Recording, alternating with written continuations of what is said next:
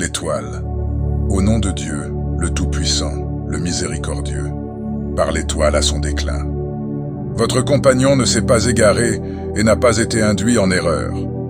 Il ne parle pas de son propre désir. Ce n'est qu'une révélation révélée, que lui a enseigné celui à la force intense, doué de sagacité. Il s'établit alors qu'il était à l'horizon suprême. Puis il se rapprocha et demeura suspendu. Il était à une distance de 2 portées d'arc, ou plus près encore. Il révéla à son serviteur ce qu'il révéla.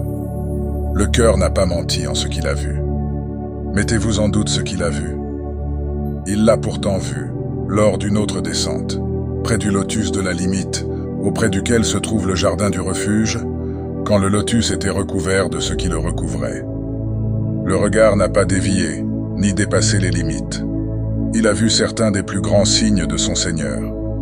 Avez-vous vu Al-Lat et Al-Uzza, et Manat, cette 3e autre? Le garçon est-il pour vous, et pour lui la fille? Voilà bien un partage inique. Ce ne sont que des noms que vous avez attribués, vous et vos ancêtres. Dieu n'a fait descendre aucun argument à leur sujet. Ils ne suivent que la conjecture et ce que désire leur âme, alors que la guidance leur est venue de leur Seigneur. Ou bien l'homme aura-t-il tout ce qu'il souhaite? À Dieu appartient la vie dernière, tout comme la première.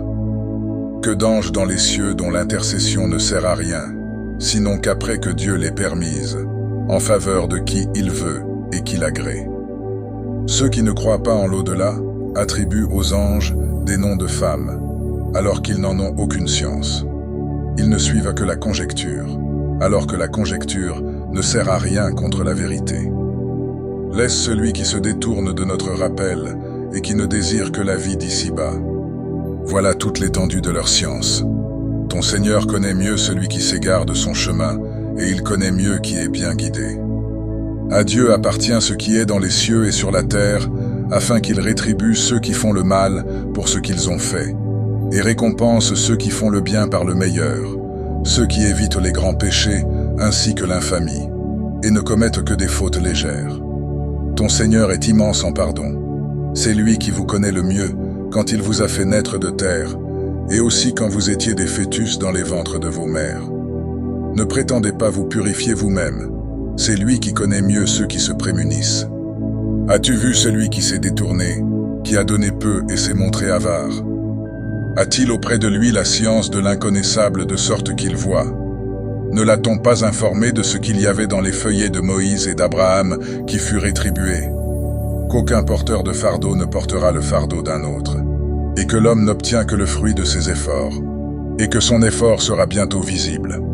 Ensuite il en sera récompensé d'une récompense complète.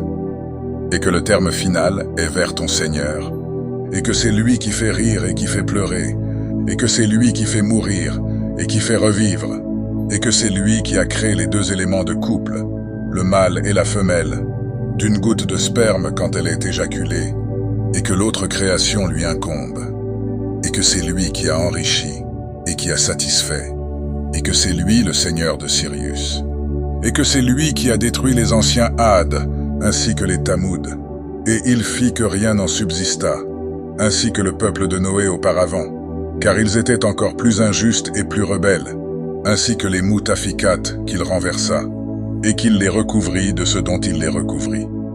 Lequel donc des bienfaits de ton Seigneur mets-tu en doute?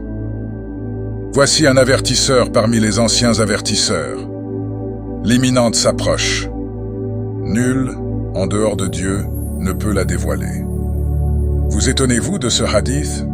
Allez-vous rire et ne pas pleurer? Absorbés que vous êtes à vous divertir. Prosternez-vous devant Dieu et adorez-le.